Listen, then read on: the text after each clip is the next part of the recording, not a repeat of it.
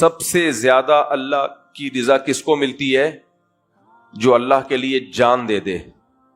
کمال کی بات یہ ہے، کوئی کافر اس پہ اشکال کر سکتا ہے کہ جس نے اللہ کے لیے جان دے دی تو اللہ نے تو جان ہی لے لی اس کی، اب کیا رہ گیا اس بیچارے کے پاس؟ کیا خیال ہے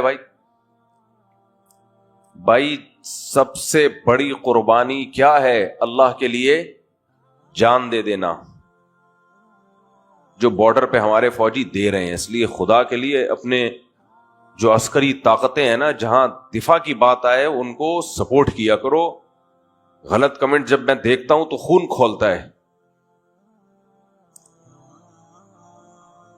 اس وقت پوری دنیا ہمارے کنٹری کے خلاف ہے، جتنی بھی بڑی عالمی طاقتیں ہیں. تو اس لیے جو لڑنے والے لوگ ہیں نا، ان کو ہلکا نہیں لیا کرو، ان کو سپورٹ کیا کرو. غیرت دکھاؤ، بے غیرتی مت دکھاؤ. سیاسی اختلافات چھوڑ کے جو فوجی لڑ رہے ہیں ان کو سپورٹ کرو. اس وقت جب چھتر لگیں گے نا سب کے، وہ لگ چکے ہیں، لیبیا میں بھی لگ چکے ہیں، عراق میں بھی لگ چکے ہیں، شام میں بھی لگ چکے ہیں. اور خدا کی قسم وہ چھتر کم ہیں جو میرے اور آپ کے لگیں گے، وہ سوچ سے بھی زیادہ ہیں. بھول جاؤ گے غزہ کو اور باقی ساری دنیا کو. آج کل نیوز آ رہی ہے نا، میں کمنٹس دیکھ رہا ہوتا ہوں، لوگ ابھی بھی پاگل ہوئے ہیں، دماغ سیٹ نہیں ہے ان کا. تو جب بھی لڑائی ہوتی ہے اپنے فوجیوں کو سپورٹ کرنا چاہیے. اس میں یہ ہمارے لیے لڑ رہے ہیں، یہ اسلام کے لیے لڑ رہے ہیں. لوگ کہتے ہیں کہاں کا اسلام؟ میرے بھائی مسلمانوں کے لیے تو لڑ رہے ہیں. تو مسلمانوں کے لیے لڑنا جہاد نہیں ہے کیا؟ نبی صلی اللہ علیہ وسلم نے فرمایا من قتل دون مالہ فہو شہید. جو اپنی جان مال بچاتے ہوئے مارا گیا وہ بھی شہید ہے. تو ملک بچا رہے ہیں، اور یہ ملک بھی مسلمانوں کا ملک ہے. ایسے ایسے صحافی ہیں، اتنی غلاظت، اتنا گند پھیلا رہے ہیں سوسائٹی میں. اور ان میں میجورٹی وہ ہے جو ملک سے بھاگے ہوئے ہیں، ان کو پاکستان سے کچھ لینا دینا نہیں ہے. اتنی تلبیس، اتنا حق اور باطل کو خلط ملط کر کے بیان کیا جا رہا ہے. لوگ سن رہے ہیں، بیٹھ کے کمنٹس کر رہے ہیں. کسی بھی ملک کی جب فوج کمزور ہوتی ہے نا، تو فوج کا نقصان نہیں ہوتا اتنا. پبلک گئی، بیڑا غرق. اور حیرت کی بات ہے، کئی اسلامی ملکوں کے حالات، ایران کا دیکھو کیا کیا ہے. تو یہ ایک ایک کر کے نمبر آئے گا سب کا پھر. خیر کہیں اور کو جا رہا ہوں میں. بات کیا چل رہی تھی، دماغ سے نکل گیا. نہیں میں وہ بات کر رہا تھا شادی کو چاہیے، دونوں کا الگ الگ سوچ ہوتی ہے. خیر تو سارا مسئلہ ہے برداشت کا. خواہشات پورا ہر ایک پوری کرنا چاہتا ہے. میں بتا رہا تھا شہید کی مثال، کہ شہید اللہ کے لیے جان دے دیتا ہے، لیکن ملتا کیا اس کو؟ اس کی تو جان ہی گئی.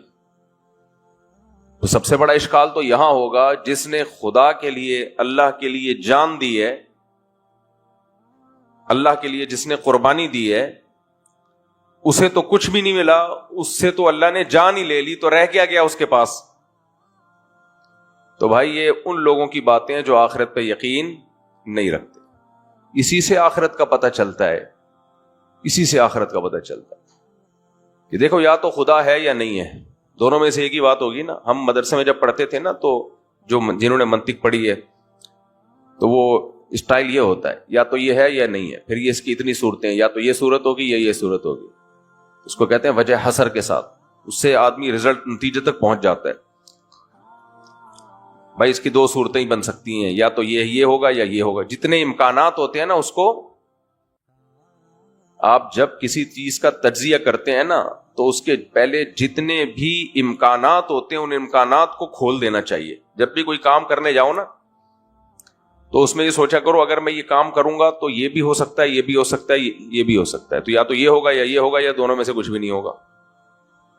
تو اگر یہ ہو گیا تو پھر اس میں یہ ممکن ہے، یا تو یہ ہوگا یا یہ ہوگا یا یہ ہوگا. مثلا جمشید نے پیسے مانگے آپ سے، تو آپ نے اس کو پہلے ایسے نہیں اٹھا کے پکڑا دیا. آپ کہو یا تو میں اس کو پیسے دوں گا یا نہیں دوں گا. اگر میں پیسے دوں گا تو پھر کیا ہو سکتا ہے؟ یہ ہو سکتا ہے کہ ہو سکتا ہے یہ لے کے بھاگ جائے. یہ بھی ہو سکتا ہے کہ نہ لے کے بھاگے، لے کے بھاگ گیا پھر تو گلی مک گئی،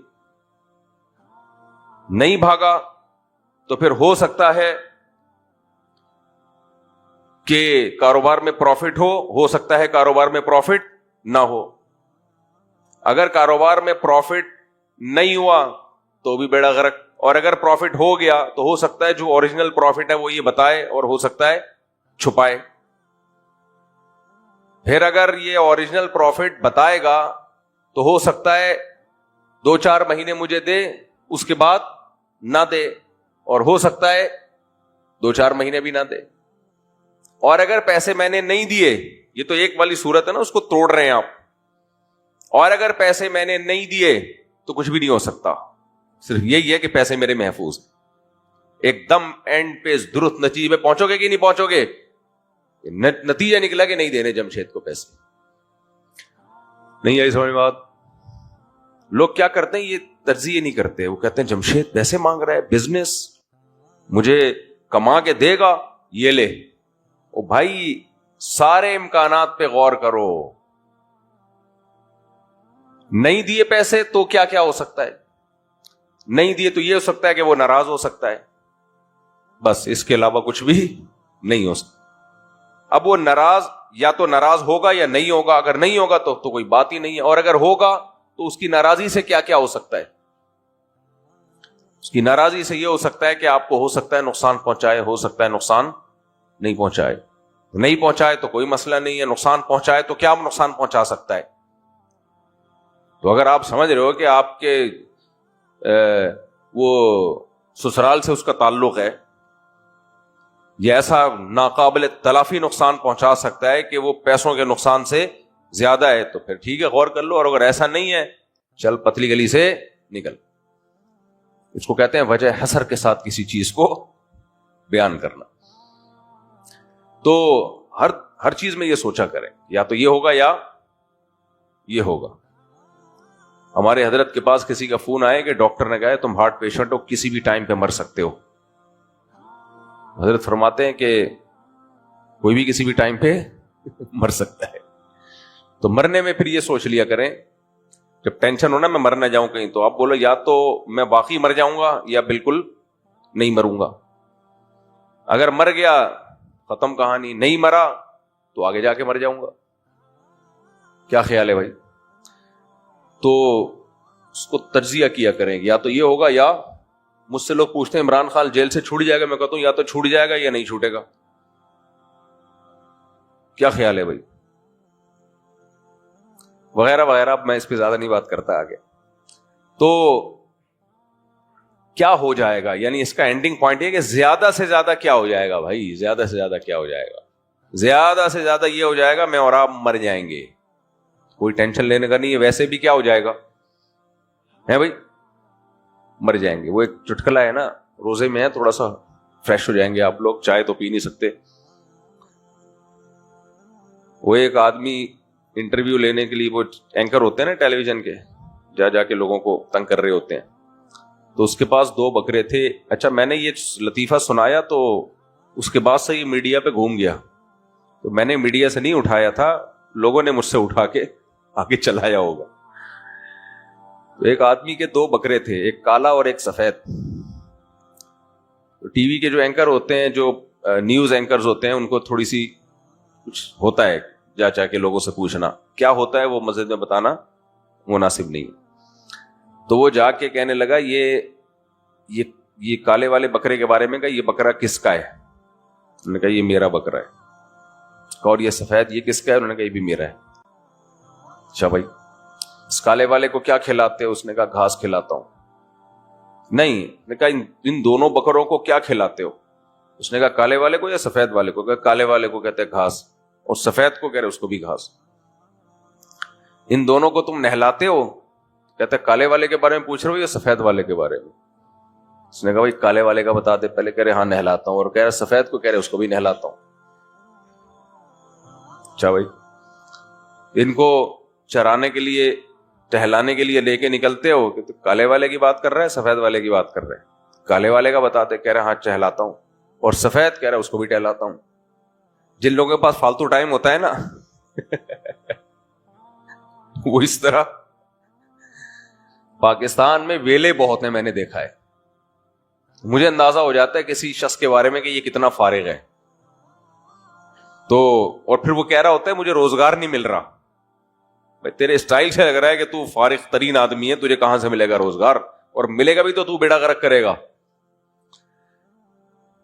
تو پھر اس سے پوچھا کہ بھائی یہ تو کیوں اتنی بڑی مصیبت کھڑی کی ہوئی ہے، کالا والا سفید، جب دونوں کے ساتھ ایک ہی معاملہ ہے تو پھر یہ کہہ دیا کرے نا ہاں بھائی دونوں کو نہلاتا بھی ہوں، دونوں کو گھاس بھی کھلاتا ہوں. وہ کہتے ہیں اصل میں بات یہ ہے کہ کالا والا میرا ہے، کہتے ہیں اور سفید والا، کہہ رہے وہ بھی میرا ہے.